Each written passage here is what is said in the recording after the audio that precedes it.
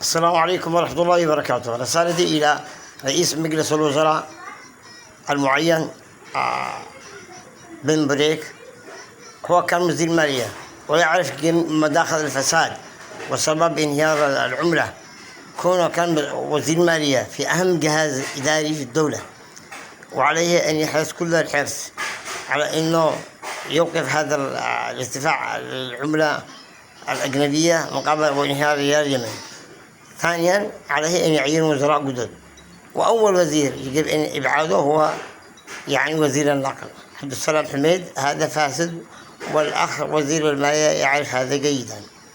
ثالثا عليه أن يعمل مع الجمهورية اليمنية تحت راية الجمهورية اليمنية، فعليه ألا يكون تحت الانتقالي الشلة هذه قليلة ويضيع شعب. إذا أراد أن يفلح فعليه أن يتمسك بالوحدة، وأن يكون وطني، وأن يكون مع اليمن كله وليس عن الانتقالي. ثالثا أن يقدم خدمات لعدن. ليش عدن؟ عدن يفترض أنها خدمات، أن يركز على التنمية وعلى الأنوار رابعا يهتم بالموظفين ورواتبهم ويلبي احتياجاتهم. لا يكون خادما لمجلس القيادة الرئاسي الذين يشترطون عليه، هذا إن كان صحيحا أشترط عليه أن يخدم اليمن وأن يغلب مصلحة اليمن. ونقول للأخ السفير السعودي: ارفع الوصايا على رئيس الوزراء إذا أردت أن ينجح، وعليك أن تسلمه الودائع تدخل في البنك المركزي، لا تتعاملوا بها في داخل السعودية.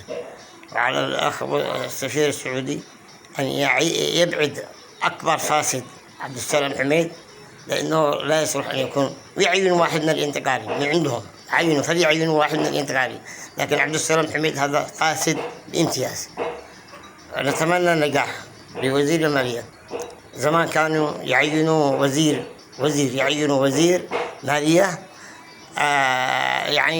من الأكثر نزاهة وأمانة، لأنه يحرص على ما بلغ الناس. الأخ وزير المالية يعرف كل الصرف، ويعرف من أين المداخل، ويعرف من أين المخارج حق المضاربة فكانوا زمان إذا أرادوا أن يحرسوا أموالهم يعينوا واحد ولا لص، لأنه يعرف جميع اللصوص، ويعينوا فاسد لأنه يعرف جميع الفاسدين. فعليه أن يوقف الفساد إذا أراد أن ينجح، وأن يهتموا بالناس ويرفعوا معاناة الناس ويخففوا معاناة الناس، ويحاولوا أنهم يصرفوا الرواتب في موعدها. الناس تعبت والله، الناس تأكل من قمامة. اتقوا الله، ندعو الله أن يوفقك إذا كانت نيتك أنك تخدم اليمن والجمهورية اليمنية. تحية الجمهورية اليمنية.